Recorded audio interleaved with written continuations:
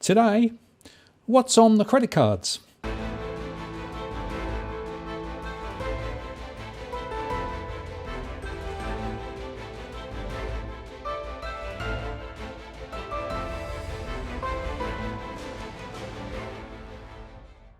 Hello again, it's Martin North from Digital Finance Analytics. Welcome to the latest post covering finance and problem news with a distinctively Australian flavour.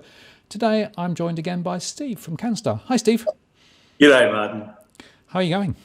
Terrific, thank you. Good. Another sunny day here in Sydney, and I thought we should have a conversation about credit cards because we covered them very briefly in one of our earlier shows, but there is a whole lot more to explore here, right? Not least, interest rates are very high on credit cards. Not least, some people revolve and some people don't revolve, and some people collect points and some people don't collect points. And so many people are on the wrong cards, aren't they?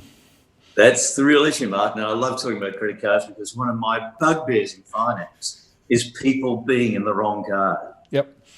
Perhaps a little bit of misunderstanding about the way the cards work, or maybe it's just apathy. We discussed the apathy tax the other day, and there's a bit of that going on here as well.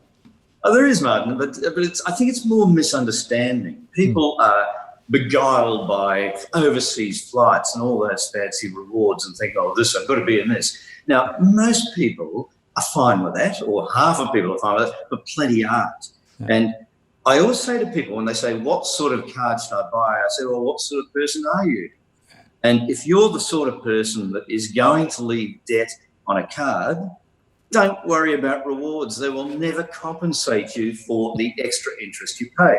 Because the average interest rate on a rewards card is up over 19%. On other cards, it's down 15, 16, 14%. So you're paying much more and you can't afford it. You'll never be compensated for paying 16, 17% on a credit card when you've got debt by earning rewards.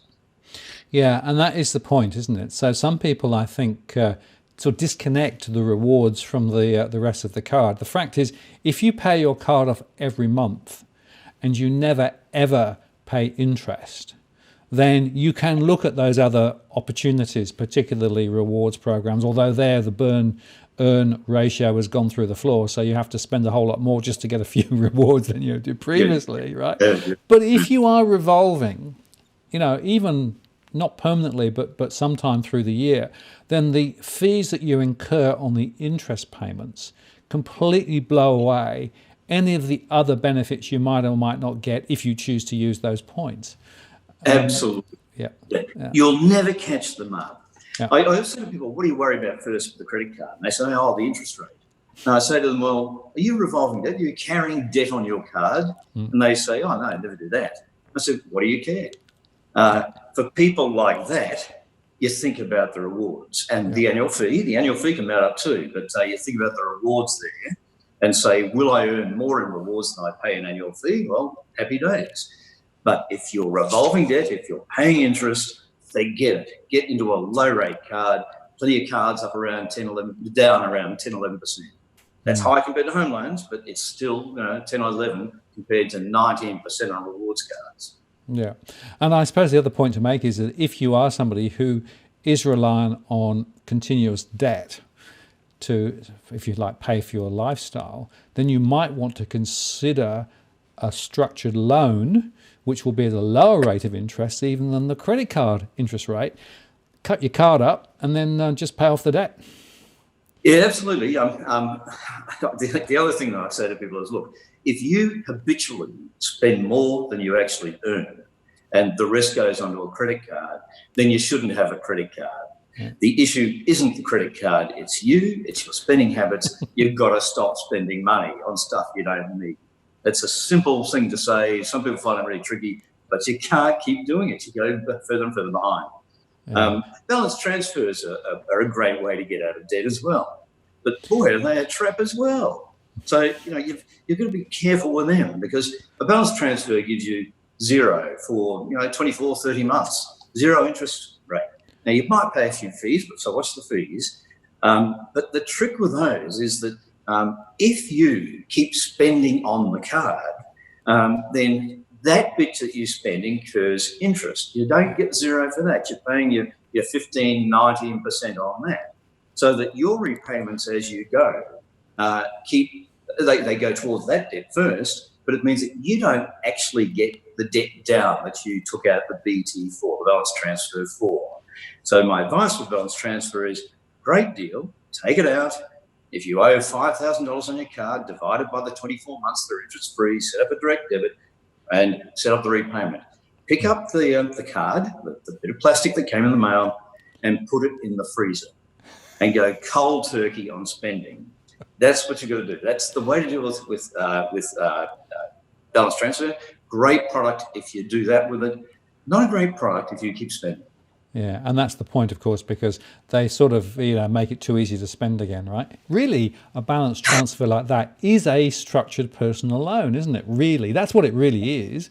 And in fact, if you start using it, you're going to be incurring that much higher interest cost. Yeah. If you don't actually put more transactions on it, then you can actually get zero for a couple of years, which is actually quite good value. But the danger then is if you actually do that, but then actually have another card and start putting debt on that as well, you can end up effectively trying to manage both of them too. So you have to be quite cautious. Exactly. And you're only taking out balance transfer because you've got a debt problem. Yeah. And the answer to a debt problem is always ultimately spend less than you're earning.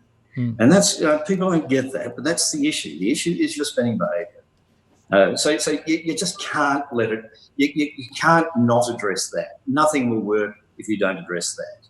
Right. And for those people who are actually, pretty much permanent revolvers, is there much variation in the interest rate charged for cards from, the big banks versus the small guys versus the non-banks?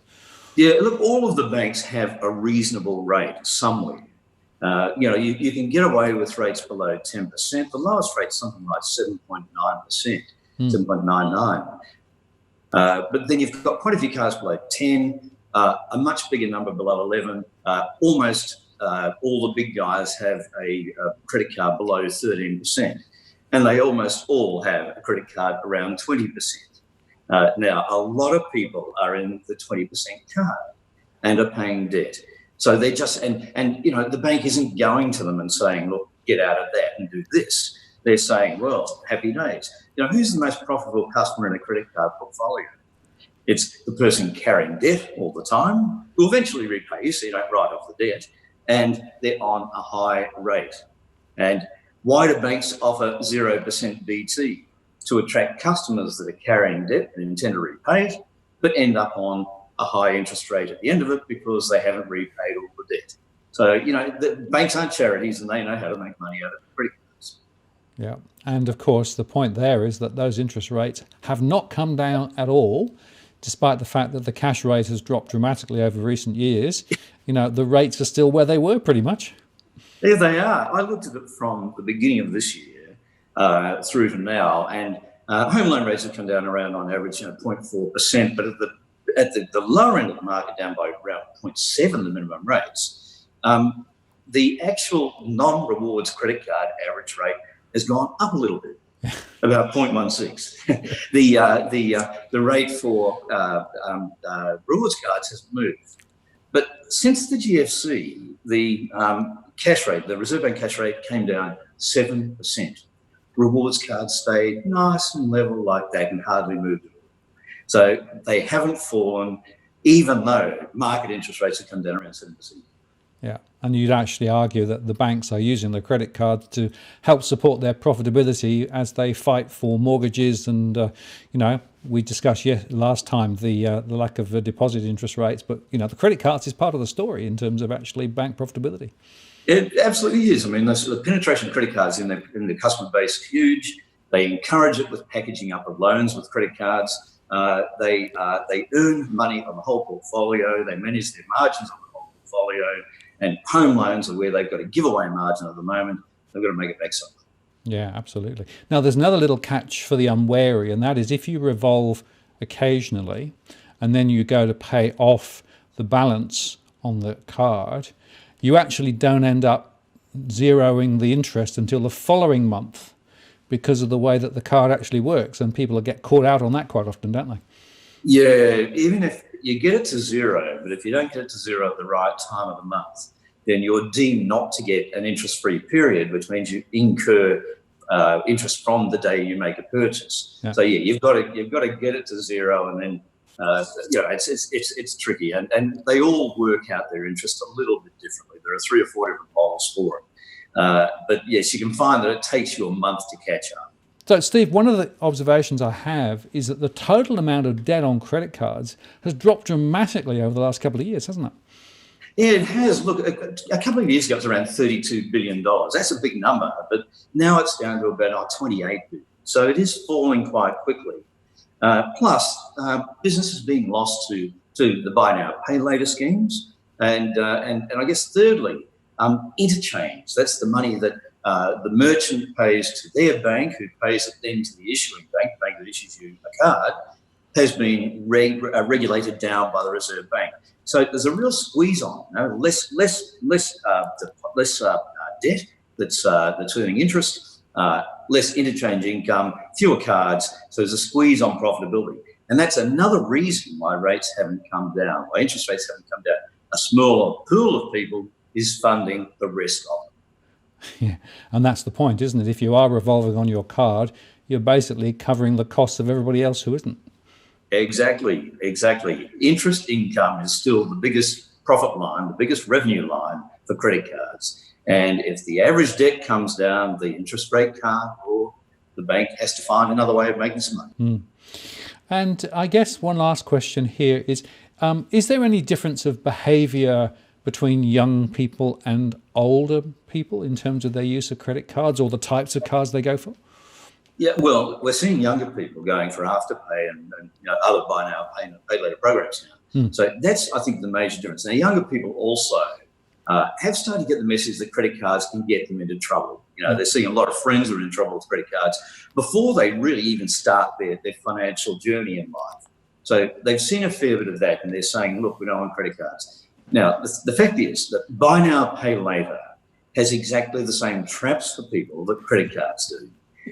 They both encourage spending. They both have controls over your spending, in that one has a credit card limit and the other one has, well, if you're in arrears on your payment, you won't get further access. They both spread your payments over a period of time, and they both can be very cost-effective solutions to short-term transactions and other short-term funding. But the minute you miss payments, the minute you lose control of your debt, you're up for massive costs. So buy now, pay later, you're up for very, very high penalty costs if you let the arrears run, and you can get up to a very high effective interest rate that way. Likewise, credit cards are expensive debt. So they're very similar. And we're seeing a lot of young people that move to buy now, pay later, hopefully with more discipline than the half a generation ahead of them, or even our generation, to be honest, quite frankly not. So that's the behaviour. I think older people tend to say, look, we see credit cards as a more safe product. And we did a survey not too long back where that was the outcome. They said credit cards were less dangerous financially than buy now, pay later. But I think that's a familiarity thing. Yeah, I think that's right. My surveys, I look at usage of different types of card, and buy now, pay later, definitely booming. And unfortunately, about a quarter of the people in my surveys got caught with those high late fees. Remarkably high. And also, a lot of older people still have multiple credit cards and still carry debts on those credit cards, despite the fact they have money sitting in the bank elsewhere. I've never quite figured that out, because I would have thought it would be much better to actually get rid of those credit cards, pay off the debt, and go debt free. But maybe I'm just old fashioned. Oh yeah, look, let's pay the bank 14% on this card, and they'll pay us 0.25% on our deposit. It's a great way for the bank to make money and you to go bust. Yeah, I mean, again, who's winning? It's not the individuals. It's the banks. Unfortunately. And look, the one last point I wanted to touch on was, if you want to use a credit card purely for making transactions, right? You can use a debit card. right? Now, the difference between a debit card and a credit card is a debit card taps your own funds rather than a line of credit that you don't have to pay back. But if you do have money in the bank, actually a debit card is a much cheaper way of, basically paying for your goods, isn't it? Yeah, it is. It is. But then you don't get rewards with most debit cards. That's true. And if you are the sort of person that repays your card in full every month, the rewards are great. The other thing is that it doesn't give you that sort of ability to really sort of save for a month and then pay it off. You're sort of paying instantly. Now, I'm a big believer in debit cards for people who struggle with credit cards. And it's always my advice. Look, you spend your own money, not the bank's money, and you don't get in trouble doing that. But credit cards still are worthwhile. You've got your salary paid at the end of the month or something, and it can suit the billing period that you're on with your credit card. So, there's slightly different needs, but they are reasonably close substitutes. Yeah, I think that's the point. Again, it's worth learning just a little bit more about them. Now, of course, Canstar has a whole long list of different providers with different cards, so you can actually go online and have a look at the different ones and figure out whether you are a revolver, whether you're not a revolver, and therefore, whether rewards are important or aren't important. And I would say to everybody, check what your interest rate on your current card is, make some checks with regard to what's available, and switch if you can find something cheaper. Absolutely. And look, the first questions, you don't have to do all the soul searching to understand who you are and what you are. All you've got to do is answer the questions on our selector, which says, how much do you spend every month and how much do you leave on your card? Now, if you answer those two questions, we do the analysis of our credit cards, and there are hundreds of them. We do the analysis of these credit cards based on those criteria. So we're finding a card that suits your needs. And so we'll put you into a low rate card if you've got debt. If you're paying it off in full, you can go for flight rewards or whatever you want. But so we go through that process. Yeah, absolutely. And so it's not really that painful. It's worth doing.